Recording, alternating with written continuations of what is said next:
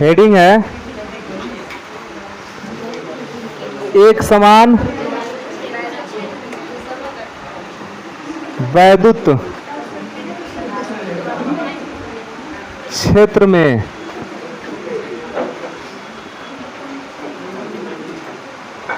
द्विध्रुव को घुमाने में ना जी, द्विध्रुव को घुमाने में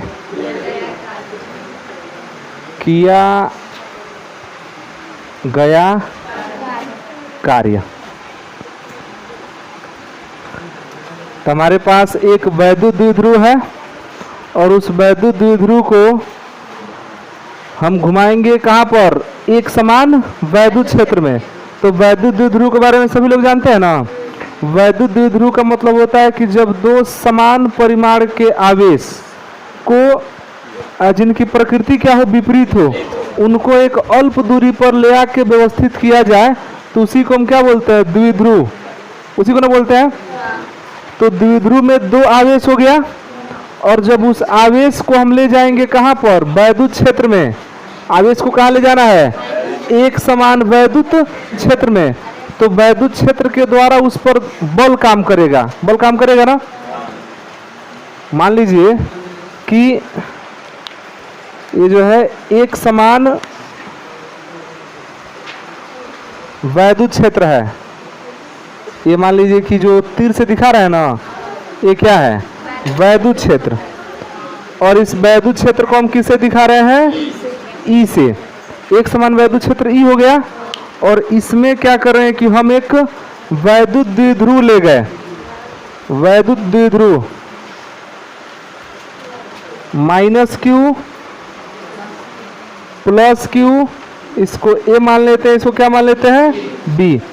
अब इस एक समान वैद्युत क्षेत्र में जब इस द्विध्रुव को रखेंगे तो देखिए वैद्युत क्षेत्र है तो ऑलरेडी किसी न किसी आवेश से ही वो उत्पन्न हुआ होगा और उसमें हम ले जाके और द्विध्रुव को रख दिए तो इस पर दो ऑलरेडी आवेश और हैं।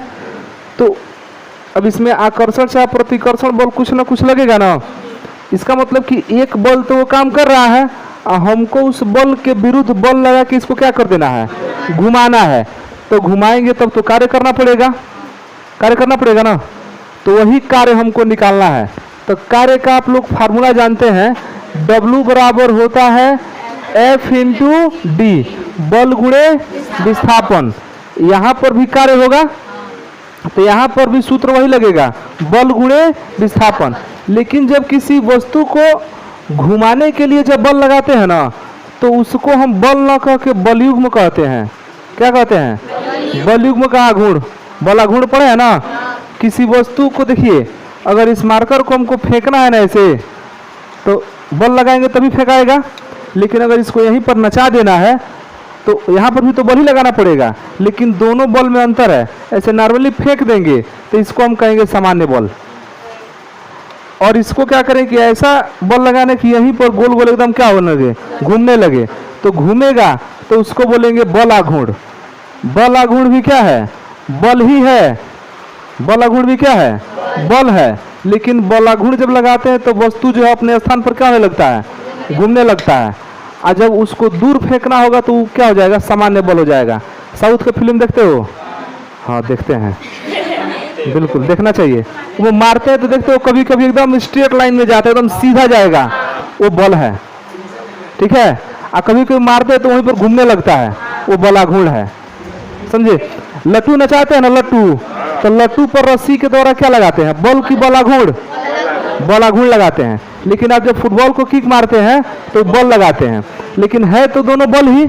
अब ये कि गति में क्या है, थोड़ा सा अंतर है। एक सीधा गति कर रहा है, एक घूर्णन गति कर रहा है। तो इसको हम घुमा रहे हैं यहीं पर, तो घुमा रहे हैं तो यहाँ पर बल होगा कि बलाघूर्ण होगा?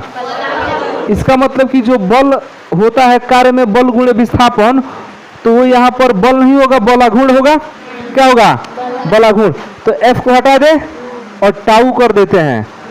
टाउ निकाल लिए हम लोग, याद है? P साइन थीटा निकाले हैं, P साइन थीटा पिछले क्वेश्चन में निकाले थे। और यहाँ पर विस्थापन नहीं हो रहा है, यहाँ पर कोणीय विस्थापन हो रहा है। देखिए भाई ऐसे थोड़ी जा रहा है कि विस्थापन होगा, ये जहाँ है वहीं पर क्या हो रहा है, घूम रहा है। तो यहाँ पर केवल क्या बदलेगा, कोण बदल रहा है, तो यहाँ पर होगा कोणीय विस्थापन। अब कोणीय विस्थापन को थीटा से दिखाते हैं, याद है कि नहीं, 11 में पढ़े थे। कोणीय विस्थापन किसे दिखाते हैं, थीटा से। तो यहाँ पर जो किया गया कार्य W का जो सूत्र बनेगा ना, वो बनेगा टाउ इंटू थीटा। कुछ समझ में आ रहा है, मेन सूत्र वही है, बल गुणे विस्थापन, बस थोड़ा स्वरूप इसका बदल गया है। जो F है, F के बदले में कौन है, टाउ है। जो D विस्थापन है वो यहाँ पर क्या है, कोणीय विस्थापन है। कोई दिक्कत इसमें नहीं है। अच्छा, इस द्विध्रुव को उठा के इसे फेंकना होता तो टाउ लगता, F लगता, और वहीं पर घुमा देना है तो क्या लगेगा, टाउ लगेगा। मान लो भैंस को खींचना है, पगा पकड़े खींचना है तो क्या लगेगा, F की टाउ, F लगेगा। और उसको घुमाना होगा तब टाउ लगेगा। वो घूर्णन गति नहीं करती है सब, लेकिन मान लो कि अगर घुमा दिए तो क्या लग जाएगा, तो गोल गोल घुमाना है तो क्या लगेगा, टाउ लगेगा। अब ध्यान समझिए, तो हम इस द्विध्रुव को घुमाने में क्या निकालना है, किया गया कार्य निकालना है। तो हम पहले क्या करते हैं ना, एक छोटा सा सूक्ष्म कोण इसको घुमाते हैं डी थीटा। हम मान लेते हैं कि इसको कितना घुमाए हैं, डी थीटा। सूक्ष्म मतलब कि हल्का सा घुमा के देखते हैं ना कि छोटा सा माने हल्का सा घुमा रहे हैं तो कितना कार्य हो रहा है। तो उस हिसाब से जब ज़्यादा घुमाएंगे तो कितना कार्य हो जाएगा पता चल जाएगा। ऐसा हम लोग कई बार कर चुके हैं, छोटा वाला निकाल लेते थे और उसका समाकलन कर देते थे, बड़ा वाला निकल जाता था, होता था ना इस तरह से। तो हम सूक्ष्म विस्थापन करा रहे हैं कितना, डी थीटा। तो इसमें लिखना क्या होगा कि माना ए भी क्या है, एक वैद्युत द्विध्रुव है जो माइनस क्यू तथा प्लस क्यू आवेश से मिलकर बना है, और यह द्विध्रुव एक समान वैद्युत क्षेत्र ई में स्थित है। ठीक है, एक समान वैद्युत क्षेत्र किसमें स्थित है, तो यह वैद्युत क्षेत्र इस पर बल लगाएगा ना। हमको भी क्या करना है, बल लगा के घुमाना है। तो ये ऑलरेडी बल लगा रहा है तो हमको उसके विरोध में ना बल लगाना पड़ेगा। तो बल लगाएंगे तो वहाँ पर क्या होगा, कार्य होगा, क्योंकि बल लगाएंगे तो घूमेगा तो कोणीय विस्थापन होगा। तो जो बल है वो बल ना होकर क्या हो जाएगा, बलाघूर्ण हो जाएगा। तो हम यहाँ पर लिखते हैं कि यदि माना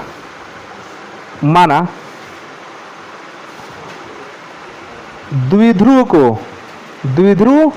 को एक समान वैद्युत क्षेत्र ई में डी थीटा घुमाने पर किया गया कार्य कितना, मान लीजिए डी डब्ल्यू। छोटा सा ना कोण घुमा रहे हैं, हल्का सा घुमा रहे हैं तो कोण अब का कार्य भी तो छोटा होगा। किया गया कार्य डी डब्ल्यू है, तो डी डब्ल्यू है तो बताइए डी डब्ल्यू इक्वल टू क्या हो जाएगा, बल गुणे विस्थापन होता है ना।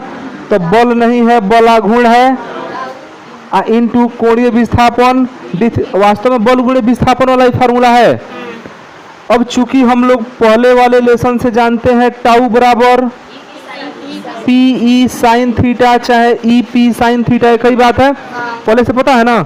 तो चूंकि टाउ इक्वल टू क्या पता है, पी ई साइन थीटा, इसलिए डी डब्ल्यू इक्वल टू क्या हो जाएगा, P E sine theta into D theta. समीकरण नंबर, इसमें कोई दिक्कत कोई समस्या नहीं है, पहले से हम लोग जानते हैं इसलिए डायरेक्ट यहाँ पर लिख दिए हैं। अब हम इसको डी थीटा तो सूक्ष्म घुमा लिए, मतलब हल्का सा कोणीय विस्थापन कराए तो सूक्ष्म कार्य निकल गया। अब मान लिए इसको कोई कहे कि इसको थीटा 1 से लेकर के कहाँ तक घुमाना है, थीटा 2 तक घुमाना है।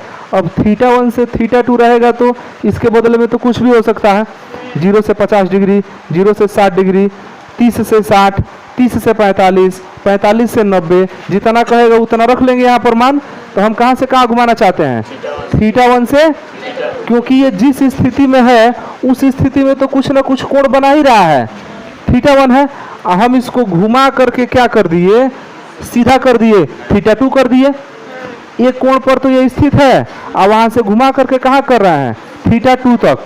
तो हम यहाँ पर लिखेंगे कि अब द्विध्रुव को लिखेंगे, अब नहीं, ऐसे लिखेंगे, यदि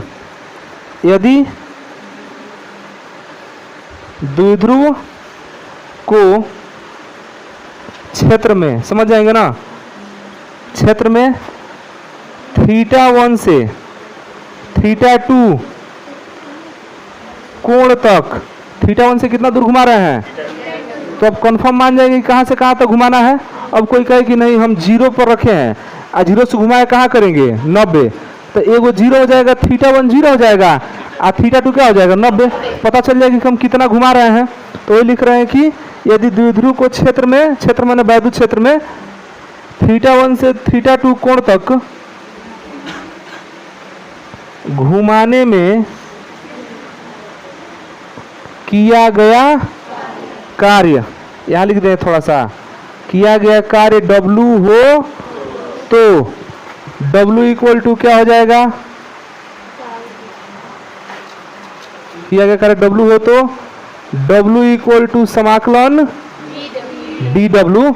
इसी का ना बड़ा करना है जी, सूक्ष्म तो हम लोग ले ही लिए हैं, लेकिन ये ध्यान देना कि θ1 से कहाँ तक ले जाना है, θ2 तक। θ1 से कहाँ ले जाना है, θ2 तक। तो W इक्वल टू आप मान रखेंगे θ1 से कहाँ तक, θ2 तक। dW का मान कितना रख दें, PE sin theta, PE sin theta into d theta. ये बताइए इसमें कौन कौन बदलने वाला है, क्या P द्विध्रुव का गुण बदलेगा, नहीं, वो तो 2ql होता ही है, P बराबर 2ql होता है ना, वो तो बदलेगा नहीं, तो वो आ जाएगा बाहर, समझे। ई वैद्युत क्षेत्र है, पहले ही लिख दिया गया है, एक समान वैद्युत क्षेत्र, तो वो भी नहीं बदलेगा, तो ई भी नहीं बदला। हाँ, थीटा तो बदल रहा है, वही ना θ1 से कहाँ जा रहा है, तो जो बदल रहा है उसको रहने दीजिए। θ1 से कहाँ तक, θ2 तक, और ये साइन थीटा d थीटा, समझ आ रहा है। अब इसी का हमको क्या कर देना है, समाकलन कर देना है, समाकलन करेंगे W का मान निकल जाएगा। कोई समस्या इसमें, बहुत आसान है, बहुत खतरनाक सवाल नहीं है ये, ठीक। देखिए इसका अब समाकलन करते हैं, W बराबर PE sine theta d theta का। तो साइन थीटा का समाकलन तो नहीं पता होगा, सूत्र याद कर लीजिए। चूंकि साइन थीटा d थीटा, जब साइन थीटा का समाकलन करते हैं तो ये माइनस कॉस थीटा हो जाता है, ये सभी लोग याद रखेंगे, दूसरा कोई उपाय नहीं है हमारे पास। साइन थीटा का समाकलन कितना होता है, minus cos theta, sine theta का समाकलन माइनस कॉस थीटा, इसलिए W तब कितना हो जाएगा, PE तो है, और साइन थीटा का समाकलन माइनस कॉस थीटा, कितना, माइनस कॉस थीटा, और लिमिट लगेगा θ1 से लेकर θ2 तक। तो एक बार हम क्या करेंगे, एक बार अपर लिमिट का मान रखते हैं और एक बार लोअर लिमिट का मान रखते हैं, तो W इक्वल टू PE, ठीक है, और माइनस कॉस ऊपर वाला मान रखाएगा, तो माइनस कॉस θ2, एक माइनस होता है घटाते हैं, और अब नीचे वाला मान रखते हैं, तो थीटा के बदले में θ1, तो इसमें माइनस ना है, तो माइनस के साथ जो रखेंगे तो ये क्या हो जाएगा, प्लस कॉस θ1। तो इसको आगे कर देते हैं, इसको कहाँ कर देते हैं, पीछे, तो W इक्वल टू हो जाएगा PE कॉस θ1 माइनस कॉस θ2। अब मान लीजिए कि ये तो हम लोग का निकल गया, किया गया कार्य। अब कोई कहे कि हम द्विध्रुव को रखेंगे 0 पर, कितना डिग्री पर रखेंगे, द्विध्रुव को इस तरह से रखेंगे, तो वैद्युत क्षेत्र भी इधर ही है और द्विध्रुव भी आपका ऐसे ही है, तो कहाँ कोई कोण बनेगा, ये वैद्युत क्षेत्र है, ये द्विध्रुव है, ऐसे रहेगा तो कोण बनेगा, थोड़ा सा घूमेगा तब ना कोण बनेगा। तो हम यह मान लेते हैं कि द्विध्रुव को कहाँ से, पहले ऐसे था और घुमा के कहाँ पर ले आ गया है, थीटा पर, था कितने डिग्री पर, 0 पर, घुमाए कितना पर ले आया गया है, थीटा पर ले आया गया है। तो लिखेंगे कि यहां पर यदि द्विध्रुव को 0 डिग्री से थीटा कोण तक घुमाया जाए तो किया गया कार्य, बताइए इसको मिटा दे। अब किया गया कार्य W इक्वल टू, किया गया कार्य W इक्वल टू, अब तो केवल कोण का नाम बदलेगा, किया गया कार्य, नहीं तो लिख लिया है ना सब। तो किया गया कार्य W इक्वल टू, बताइए क्या हो जाएगा, PE। ध्यान देना θ1 से θ2 ना घुमा रहे हैं, तो यहाँ पर θ1 के बदले में 0 है और θ2 के बदले में क्या है, थीटा है।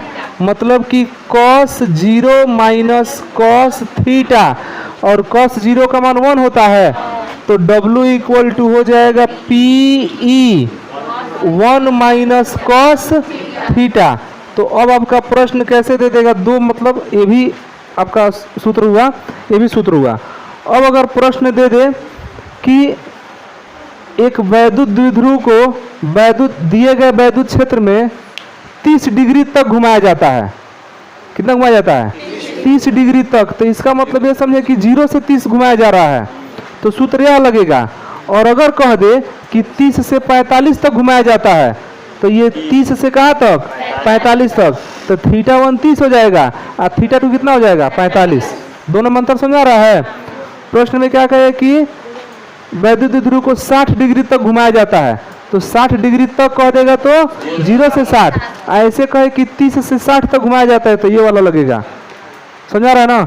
मात्रक इसका क्या हो जाएगा बताइए, मात्रक हो जाएगा बीमा, बताइए क्या होगा, कल ही पढ़े थे, ML/T-2 उतार दीजिए। इसको तो लिख लिया है ना, इसको नहीं उतारेंगे।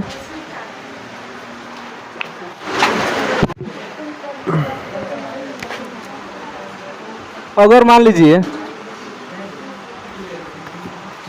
लीजिए कि जो आपका द्विध्रुव है, इसको क्षैतिज से थीटा नहीं घुमाया जा रहा है, बल्कि ऊर्ध्वाधर से थीटा घुमाया जा रहा है। कितना कोण पर पहले था, 90 डिग्री। तो हम यहां पर कह सकते हैं कि यदि द्विध्रुव को ऊर्ध्वाधर से थीटा कोण तक घुमाया जाए तो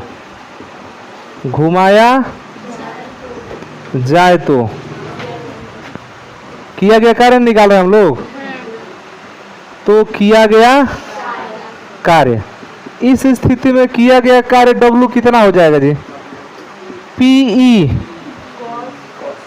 cos 90 से ना घुमा रहे हैं, तो cos 90 माइनस cos थीटा। पहले हम देखिए, पहले हम क्षैतिज से घुमा के थीटा पर कर रहे थे, अभी हम ऊर्ध्वाधर से घुमाकर उसी थीटा पर आ रहे हैं, तो 90 से ना आ रहे हैं, तो 0 जो θ1 था वहां पर क्या हो जाएगा 90, तो W इक्वल टू PE, समझे। और cos 90 क्या हो जाता है, cos 90 हो जाता है 0 माइनस cos थीटा, समझे। तो यहां से W इक्वल टू क्या हो जाएगा, minus PE cos theta, minus PE cos theta. तो ये भी एक तरह से फार्मूला जैसा यूज कर सकते हैं।